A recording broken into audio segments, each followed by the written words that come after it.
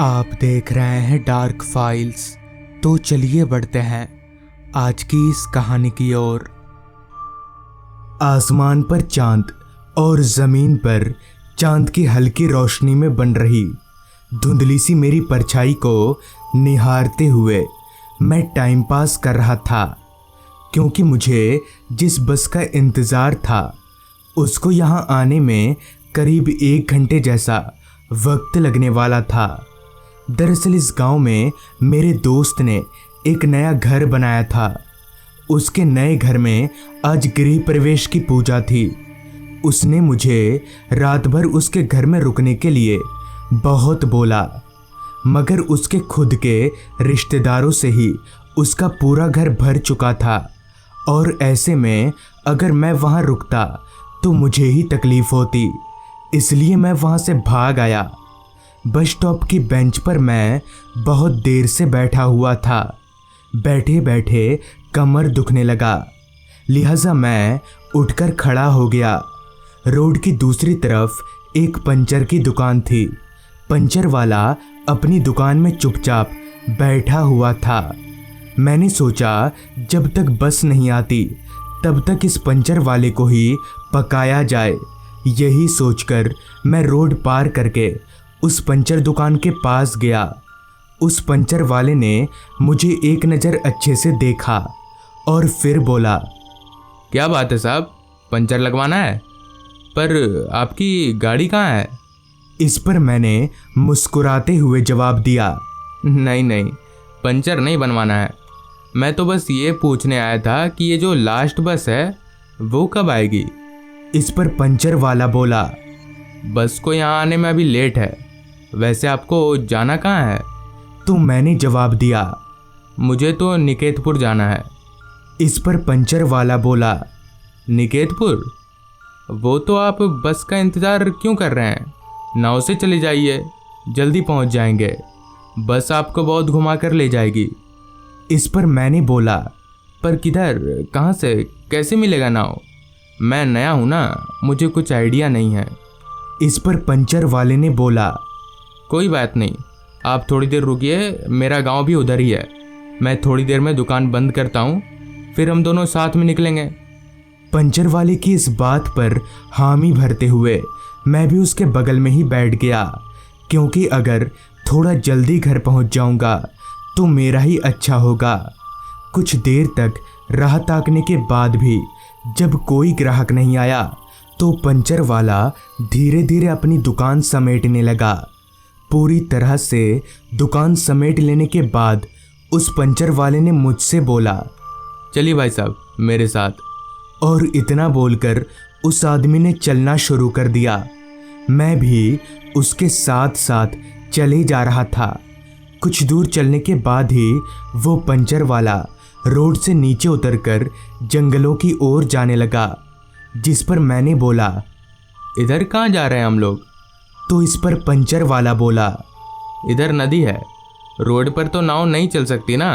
आप डरिए मत, बस मेरे साथ साथ चलते रहिए।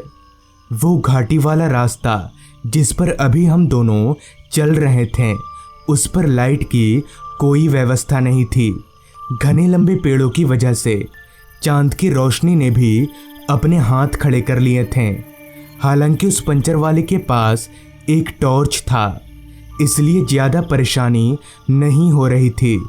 उस रास्ते पर नीचे उतरते उतरते मुझे सामने की ओर कुछ चमकता हुआ दिखा। थोड़ा और आगे बढ़ने पर पता चला कि वो एक बड़ी सी नदी है और नदी का पानी चांद की रोशनी में चमक रहा है। नदी में उतरने के लिए एक बड़ा घाट भी है जहाँ एक नाव खड़ी है। हम दोनों चलकर उस घाट पर गए। नदी सच में बहुत बड़ी थी। यहाँ तलक कि इस पार से उस पार तक साफ तौर पर दिख नहीं रहा था। तभी उस पंचर वाले ने वहाँ मौजूद एक नाव के ऊपर बैठे नाविक से बोला, शंकर, सो गया क्या रे? इस पर नाविक शंकर बोला, अरे दीपक भैया आ गए, आइए। ये बाबू साहब आपके दोस्त हैं का? इससे पहले कि मैं नाविक शंकर को अपना परिचय देता, दीपक यानी पंचर वाले ने नाविक से बोला। हाँ, हमारे दोस्त हैं। चल, मुझे अपने घर और इनको निकेतपुर उतार देना। इस पर नाविक ने ठीक है बोलकर हमें नाव में चढ़ने का इशारा किया। पानी पर डोलती नाव मेरे और दीपक के चढ़ने से और भी ज्यादा हिलने लगी। मुझे थोड़ा डर लग रहा था, क्योंकि इससे पहले मैं कभी भी किसी नाव में नहीं बैठा था। खैर, हम दोनों के बैठने के बाद नाविक भी नौके पर चढ़ गया और नौका चलने लगा। पानी पर चप्पू चलाते और रात कीड़ों की आवाज़, यही कुछ गिनी चुनी आवाज़ें ही थीं जो उस वक्त मेरे कानों तक पहुंच रही थी। और अगर इन आवाज़ों को बंद कर दिया जाए तो सिर्फ खामोशी और सन्नाटा ही बचेगा। अभी नाव चल ही रही थी कि तभी अचानक ही मौसम का रुख बदल गया। काले बादलों ने आसमान को पूरी तरह से ढक लिया। तेज हवाएं चलने लगी और बूंदाबांदी बारिश शुरू हो गई। मुझे समझ नहीं आ रहा था कि अचानक ही ये मौसम को क्या हो गया है। तेज हवाओं के चलते पानी में नौके का संतुलन बिगड़ने लगा। तभी दीपक ने नाविक शंकर से कहा, शंकर, नाव पलट जाएगी, जल्दी से किसी घाट पर रोक। इस पर शंकर बोला, अभी रोकता हूँ, आप लोग संभल कर बैठिएगा। अभी नाव जिस जगह पर डोल रही थी उससे कुछ ही दूरी पर एक छोटा सा घाट दिख रहा था। लिहाजा नाविक ने नाव को उसी घाट पर ले जाकर रोक दिया। मैं और दीपक नाव से उतरकर पास ही में एक बड़े से पेड़ के नीचे जाकर खड़े हो गए। नाविक शंकर भी किसी तरह से अपनी नाव बांधकर उसी पेड़ के नीचे हमारे साथ आकर खड़ा हो गया। मगर पता नहीं क्यों आसमान में छाए काले बादलों की तरह नाविक शंकर के चेहरे पर भी परेशानी के बादल छा चुके थे। खैर, मैंने सोचा शायद तूफान की वजह से परेशान होगा। बारिश अब काफ़ी तेज हो चुकी थी और साथ ही हवाएं भी। अब कहीं ना कहीं मुझे अफसोस हो रहा था कि मैं बेकार में ही यहाँ पर आ गया। अच्छा खासा बस से चला जाता, भले थोड़ी देर से पहुँचता, कम से कम ऐसे फंसता तो नहीं। खैर, अब पछताने का क्या फ़ायदा। अब हम तीनों को वहाँ खड़े खड़े तकरीबन 20 मिनट बीत चुके थे। हम थक चुके थे, मगर बारिश नहीं। परेशान होकर मैं उसी पेड़ के नीचे बैठ गया। हालांकि पेड़ बहुत बड़ा और घना था, इसलिए हम भीग नहीं रहे थे। कुछ ही देर में दीपक और नाविक भी मेरी ही तरह पेड़ के नीचे बैठ गए। चूँकि मैं काफ़ी थका हुआ था, इसलिए मेरी आंखें बार बार बंद हो जा रही थीं। खुद को जगाए रखने की नाकाम कोशिश में मैं कब सो गया कुछ याद नहीं। पता नहीं कितनी देर मैं सोया रहा, लेकिन जब मेरी आंख खुली तो मुझे किसी के चीखने चिल्लाने की आवाज़ें आ रही थीं।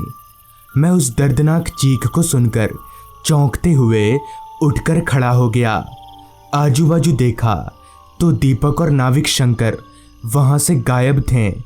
पहले तो मैंने सोचा कि कहीं मुझे छोड़कर चले तो नहीं गए, मगर दूसरे ही पल जब सामने देखा तो नाविक शंकर का नौका उसी तरह से बंधा हुआ था और पानी में हिचकोले खा रहा था।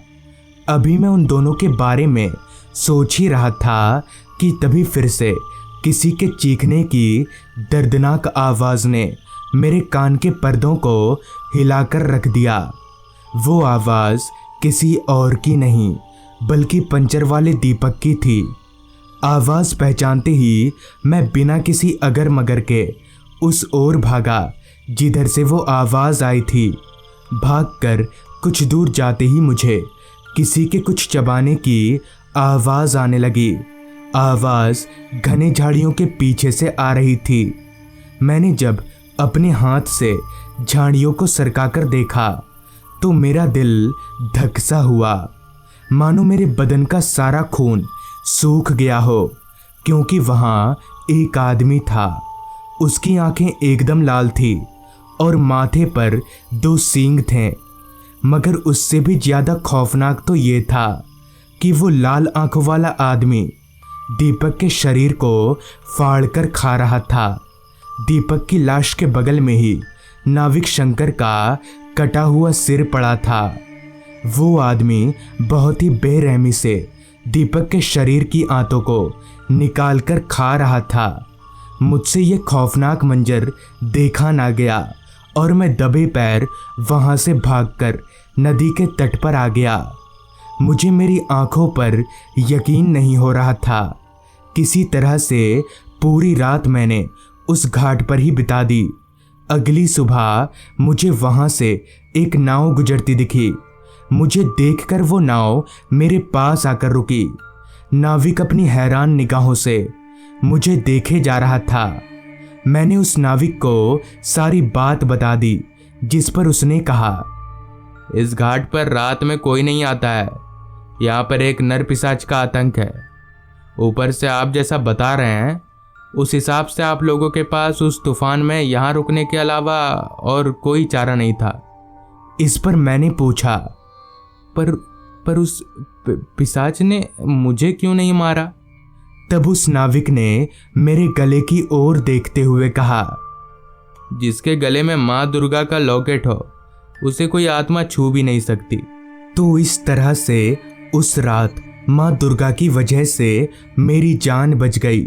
मगर मुझे दीपक और नाविक शंकर के मरने का अफसोस है, जो शायद जिंदगी भर रहेगा। तो दोस्तों, ये थी आज की कहानी। अगर आपको ये कहानी अच्छी लगी हो तो चैनल को ज़रूर सब्सक्राइब कर लें। तो मैं आपका दोस्त आर्यन जल्द ही मिलूंगा आपसे ऐसी ही एक कहानी के साथ।